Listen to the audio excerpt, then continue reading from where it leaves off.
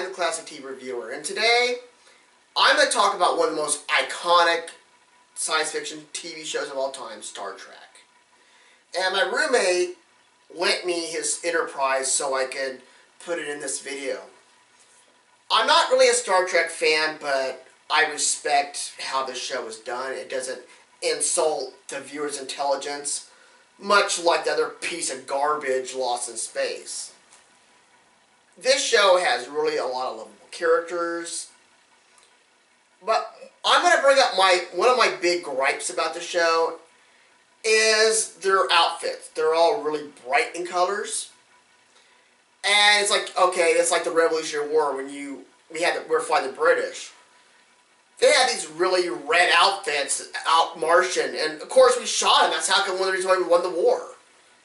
And that's kind of my big gripe. They have these, clothes that are a little too bright just to be going to planets you might not know. So that's just something I wanted to bring up. But I do like the show. Like I said, I'm not a fan. I'm more of a fan of the 6 Million Dollar Man. But the show does have a lot of going for it. Like I said, Captain Kirk, he's memorable. Mr. Spock, Bones, Scotty. And they even had this Russian guy, and the reason why they hired him is because he kind of looked like Davy Jones. But, I don't want to really, like I said, there is nothing wrong with the show. It's good. I'm just not a fan, and I don't want to offend you Trekkies out there. Because I think it's good. Compared to a lot, it's iconic, and I want to say something to you guys fans right away.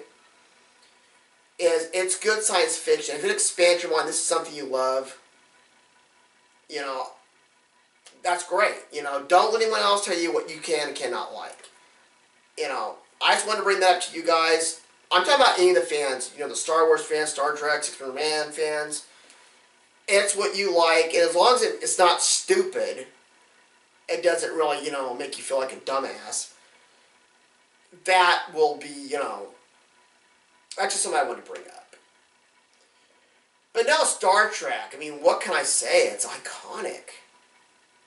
There were so many great episodes.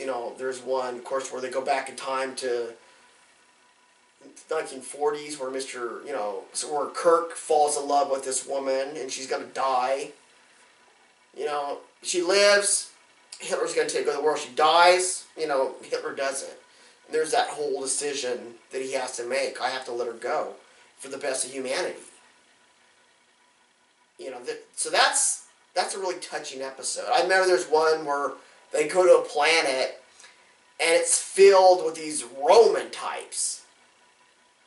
And it's like Roman gladiator battles, and it's on TV, and they're like, "Hey, Kirk, you humans forgot about TV, but for us, this is like major entertainment."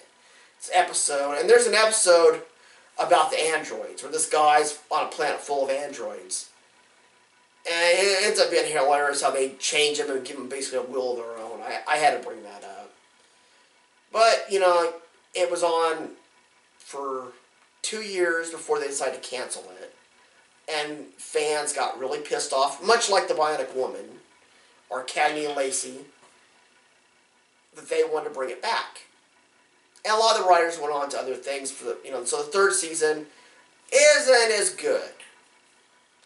And for one thing, there's an episode where they have the first interracial kissing. And that's really a part of TV because Aurora and Captain Kirk kiss. And, it doesn't seem like a big deal, now, but back in the 1960s, that was a big deal. There's an episode where, Mr. Spock, that World War II episode where he realizes, he never had a chance to love his mom. Also, there's an episode where he's horny. Mr. Spock is horny.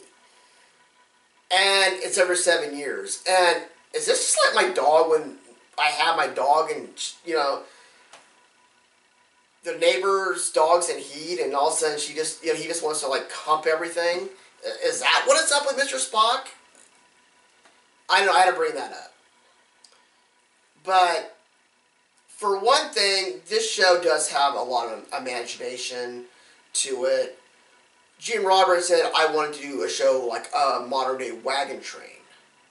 And a lot of the actors that were picked were, on the Outer Limits, which I did earlier this month. The show just has a lot going for it. I mean, it might be a little, for you younger kids, it might be a little campy, but it's got good stories. And I would say start with this one before you ever start watching like The Next Generation or Deep Space Nine or any of these. Because this is where it all started. This is where you need to be. To really kind of get that sense of the characters, get the world. Harlan Ellison wrote, an episode about drugs.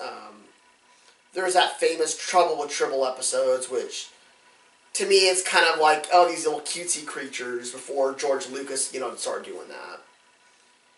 And there's also the whole thing about the Star Wars, Star Trek feud, which George Lucas and Gene Roddenberry actually liked each other. And I'm more of a fan of 6 Feet Under Man than I'm, either one. So, but people don't sit there and, start a feud over this kind of crap. It's like Dukes fans are Knight Rider fans, or Partridge Family fans are Brady Bunch fans. It exists for some reason. And there's really no need for it. If you're a fan of Star Trek, that is great. That's something you're into, I encourage it. If you're a fan of Star Wars, that's great too. I encourage it, or whatever. So, I mean, really, I don't care. It's what you like personally, and I don't, I think that's your decision, what you like. And Star Trek does get a thumbs up with me. Actually, 2, because for that time, the special effects with the phasers and the beaming up were quite a bit for the 1960s. My old man told me at one point that when he first saw Star Trek in 1966, they had never seen nothing like this before. And it wouldn't be for almost a little over 10 years later, they said the same thing with Star Wars. So Star Trek has that iconicness in science fiction. And it is really, really good. Like I said, I'm not a fan of it, but I really would suggest it, and it gets 2 thumbs up here. So, for me, it's like I'm watching T.J. Hooker in space. That's what I think, because that's how I know William Shatner. And also, when I see this show, I think of Galvatron, because I know that's where I first, saw Leonard Nimoy was the voice of Galvatron in Transformers the movie. But, yeah, it's really good, and check it out, because if you don't, you're missing out on some great science fiction. So until next time, trust me, I know what I'm reviewing.